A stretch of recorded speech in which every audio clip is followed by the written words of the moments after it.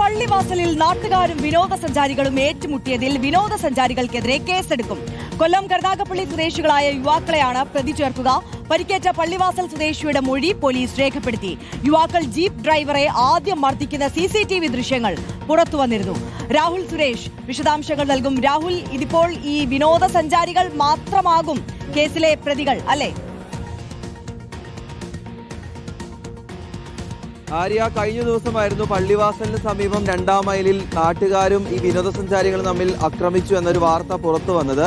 അതിലാദ്യം വിനോദസഞ്ചാരികൾ പറഞ്ഞത് ഫോട്ടോ എടുക്കുന്നതുമായി ബന്ധപ്പെട്ട തർക്കത്തിനൊടുവിൽ ഈ നാട്ടുകാരാണ് തങ്ങളെ ആക്രമിച്ചത് എന്നതായിരുന്നു. അതിന്റെ അടിസ്ഥാനത്തിൽ നാട്ടുകാരെ പ്രതി ചേർത്തുകൊണ്ട് ആദ്യം പോലീസ് കേസ് എടുത്തിരുന്നു. പക്ഷേ പിന്നീടാണ് ഈ സംഭവത്തിന്റെ വാസ്തവം പുറത്തു വരുന്നത്. അതിലാണ് ആദ്യം വിനോദസഞ്ചാരികളാണ് ഈ ജീപ്പ് ഡ്രൈവർ ഉൾപ്പെടെയുള്ള നാട്ടുകാരെ മർദ്ദിച്ചത് എന്ന് തെളിയിക്കുന്ന CCTV ദൃശ്യങ്ങൾ പുറത്തു വന്നത്.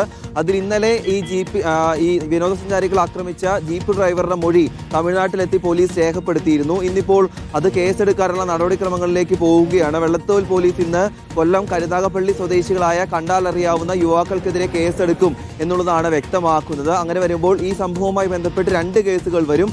അതിലൊന്ന് വിനോദസഞ്ചാരികൾ നാട്ടുകാരെ ആക്രമിച്ചു എന്ന പരാതിയിൽ നാട്ടുകാർ നൽകിയ പരാതിയിലായിരിക്കും ഒരു കേസ് ഉണ്ടാവുക. മറ്റൊന്ന് നാട്ടുകാർ വിനോദസഞ്ചാരികൾക്കെതിരെ നൽകിയ പരാതിയിൽ വിനോദസഞ്ചാരികൾക്കെതിരെയും കേസുണ്ടാകും.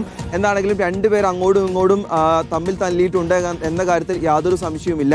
അതിനിടയിൽ ഇന്നലെ മൂന്നാർ CI ഈ നാട്ടുകാരെ ചവിട്ടുന്ന ഒരു ദൃശ്യങ്ങൾ കൂടി പുറത്തു വരികയും ചെയ്തിരുന്നു. ഇതിൽ ആ സംഭവത്തിലും നാട്ടുകാർ പരാതി നൽകാൻ തീരുമാനിച്ചിട്ടുണ്ട്. അങ്ങനെ ഈ സംഭവവുമായി ബന്ധപ്പെട്ട് 3 പരാതികളായിരിക്കും നിലവിൽ ഉണ്ടാകാൻ സാധ്യത. എന്താണെങ്കിലും വെള്ളത്തോൽ പോലീസിന്റെ നേതൃത്വത്തിലാണ് ഈ സംഭവത്തിൽ അന്വേഷണം നടക്കുന്നത്. ആര്യ, രാഹുൽ സുരേഷാണ് വിശദാംശങ്ങൾ നൽകിയത്.